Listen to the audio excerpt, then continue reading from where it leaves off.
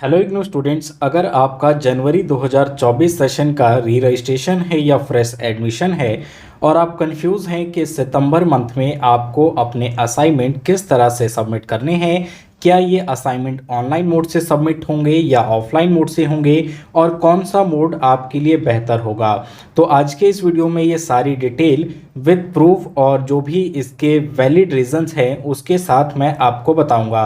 तो आप देख रहे हैं PS study centre IGNOU related इसी तरह की जानकारियों के लिए हमारे चैनल को सब्सक्राइब जरूर कर लें। तो आइए सबसे पहले तो हम ये समझते हैं कि आखिर ये सितंबर मंथ में कौन से स्टूडेंट्स को अपना असाइनमेंट सबमिट करना है। तो देखिए, सबसे पहली कंडीशन तो ये है, अगर आपने जनवरी 2024 सेशन में किसी भी न्यू कोर्स में एडमिशन लिया है तो आपको अपना असाइनमेंट इस सितंबर मंथ में सबमिट करना होगा। यहाँ कंडीशन कुछ भी हो सकती है, चाहे आप बैचलर के स्टूडेंट हो, मास्टर के हो या आपका कोई भी जो है सर्टिफिकेट कोर्स हो और आपने अभी तक अपना पेंडिंग असाइनमेंट सबमिट नहीं किया है तो सितंबर मंथ में सबमिट कर सकते हैं। इसके अलावा जिन स्टूडेंट्स का भी री रजिस्ट्रेशन किया हो और ये री रजिस्ट्रेशन आपने जनवरी 2024 सेशन में किया था, कोई भी कोर्स आपका हो सकता है, तो भी आप सितंबर 2024 में अपना असाइनमेंट सबमिट करेंगे। इसके अलावा वो सभी स्टूडेंट जिनका भी कोई भी बैक असाइनमेंट पेंडिंग रह गया हो सकता है अब आप थर्ड ईयर के स्टूडेंट हो, सेकेंड ईयर के स्टूडेंट हो, लेकिन आपका कोई फर्स्ट ईयर का या फर्स्ट सेमेस्टर का असाइनमेंट पेंडिंग रह गया हो तो उस असाइनमेंट्स को भी आप इस सितंबर मंथ में सबमिट कर सकते हैं। तो ये थी सबमिशन की डिटेल। अब बात करते हैं कि आखिर आपको इन असाइनमेंट्स को किस तरह से सबमिट करना होगा।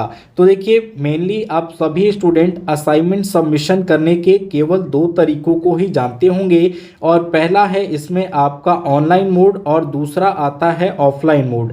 लेकिन आप यहाँ भी ध्यान रखें, ऑनलाइन और ऑफलाइन मोड में भी आपको दो दो ऑप्शन दिए जाते हैं। ऑनलाइन मोड में हो सकता है जीमेल के द्वारा आपको सबमिट करने के लिए बोला जाए, तो इसके लिए आपके कॉलेज की तरफ से आपके जो सेंटर है स्टडी सेंटर उसकी तरफ से आपको एक मेल आईडी दी जाएगी जिस पे आपको अपने सभी असाइनमेंट की पीडीएफ बनाकर सबमिट करना होगा। दूसरा तरीका होता है गूगल फॉर्म का। मोस्टली सेंटर ऑनलाइन के लिए इसी वे का यूज़ करते हैं। आपको गूगल फॉर्म का लिंक प्रोवाइड करवाया जाता है और इसमें आप अपना name, enrolment number, course code, subject code select करके 1 बाय 1 अपने सब्जेक्ट के असाइनमेंट पीडीएफ को अपलोड करते हैं।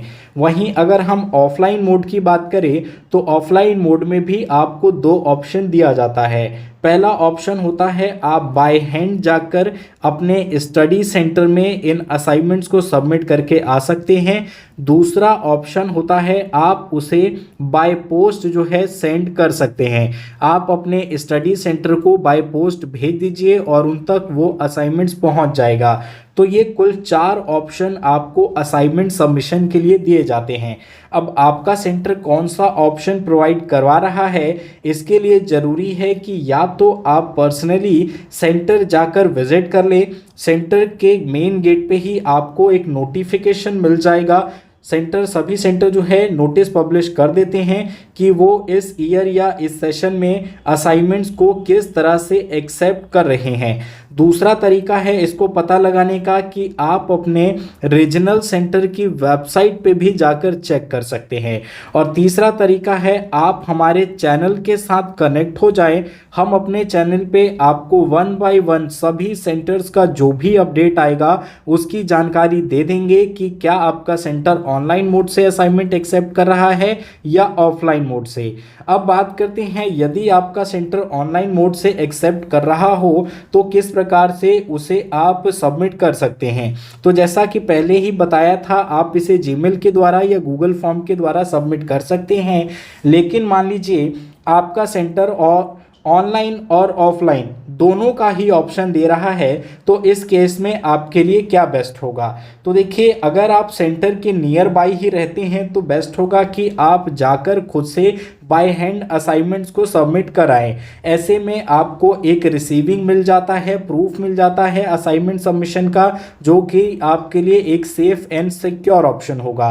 लेकिन मान लीजिए आप किसी दूसरे स्टेट में चले गए हैं, ट्रैवल कर रहे हैं या वर्किंग पर्सन हैं और आपके लिए ऑफलाइन मोड से अपने सेंटर पे आके असाइनमेंट सबमिट कर पाना पॉसिबल नहीं है, तब इस केस में आप ऑनलाइन ही सबमिट कर दें। लेकिन ध्यान रहे, जो भी स्टूडेंट ऑनलाइन सबमिट करते हैं वो जो भी जीमेल आईडी यूज़ करे वो आपका वैलिड जीमेल आईडी और एक्टिव जीमेल आईडी होना चाहिए, क्योंकि वहीं पे आपको सबमिशन की डिटेल मिलेगी और इनकेस मार्क्स अपडेट होने में कोई भी समस्या आती है तो रिसीविंग के तौर पे उस मेल को या गूगल फॉर्म के सबमिशन फॉर्म को ही आपको स्क्रीनशॉट लेकर रखना होगा, उसे सेफ रखना होगा। उसी के बिहाफ पे आप आगे कोई भी एक्शन ले सकते हैं।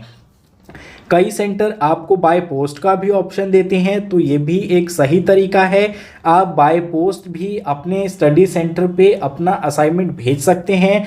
बाय पोस्ट भेजने के लिए आप सभी असाइनमेंट्स को रेडी करके एक एनवेलप में उसे पैक कर दें और टॉप पे आप अपने यूनिवर्सिटी जो है उसका जो सेंटर है आपका स्टडी सेंटर, उसका कंप्लीट एड्रेस मेंशन करें और यहाँ बॉटम में आप अपनी सभी डिटेल, अपना नेम, एड्रेस, आपका क्या कोर्स है, एनरोलमेंट नंबर क्या है, इस डिटेल के साथ आप स्पीड पोस्ट के द्वारा अपने असाइनमेंट को सबमिट कर सकते हैं। जब भी आप बाय पोस्ट असाइनमेंट भेजते हैं तो इसकी एक पिक ले लें और जो स्पीड पोस्ट की आपको रिसीविंग मिलती है उसको भी आप ज़रूर संभाल कर रखें। तो आई होप आपको समझ में आ गया होगा कि किस प्रकार से आपको अपने असाइनमेंट सबमिट करने हैं। अगर आपका फिर भी कोई डाउट रह गया हो तो आप हमें कमेंट कर सकते हैं। इस वीडियो को देखने के लिए धन्यवाद।